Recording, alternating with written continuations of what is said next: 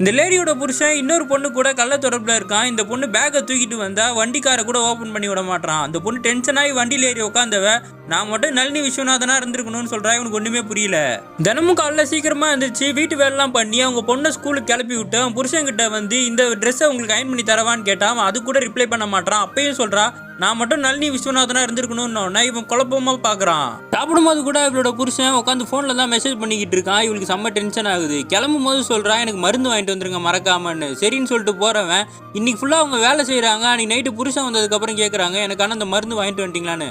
ஓ அதுவா மறந்துட்டேன் நாளைக்கு வாங்கிட்டு வரேன்னு. இவங்களுக்கு ஒரு மாதிரி ஆயிடுது. கண்ணெல்லாம் கலங்கி போயிடுறாங்க. நான் மட்டும் நளினி விஸ்வநாதனா இருந்திருக்கணும்னு சொல்றாங்க. இவனுக்கு இப்பயும் புரியல.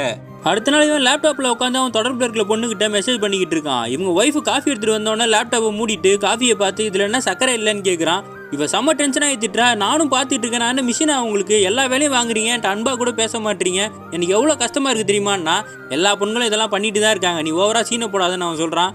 நான் மட்டும் நளினி விஸ்வநாதனா இருந்திருக்கணும்னு இவன் டென்ஷன் ஆகிறான். யாரையும் அது நளினி விஸ்வநாதன் இப்பயாவது சொல்லிட்டு எனக்கு மண்டையை வெடிச்சிடும் போல இருக்குன்னு கேட்குறான். அப்போதான் இவங்க நளினியை பற்றி சொல்கிறாங்க. நளினி என் கூட காலேஜில் படித்த பொண்ணு ரொம்ப அப்ராணியானவ. யாரும் எழுத்து கூட பேச மாட்டா. அவளுக்கு ஒரு கனவு இருந்தது டிவியில் ஆங்கர் ஆகணும்னு சொல்லிட்டு. ஆனால் அவங்க வீட்டில் இருக்கவங்களாம் சேர்ந்து அவளுக்கு கல்யாணம் பண்ணி வச்சிட்டாங்க.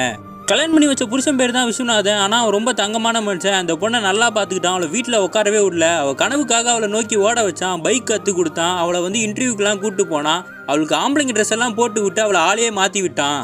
முதல்ல பயந்துக்கிட்டு இருந்த நளினி அதுக்கப்புறம் அவங்க புருஷனோட சப்போர்ட்னால தைரியமாக இன்டர்வியூலாம் அட்டன் பண்ணி டிவிலேயே ஆங்கர் ஆகிட்டா. அதனால தான் அவளை நான் ரோல் மாடல்னு சொல்கிறேன் அப்படின்னு சொல்லிட்டு இவள் போகிறா.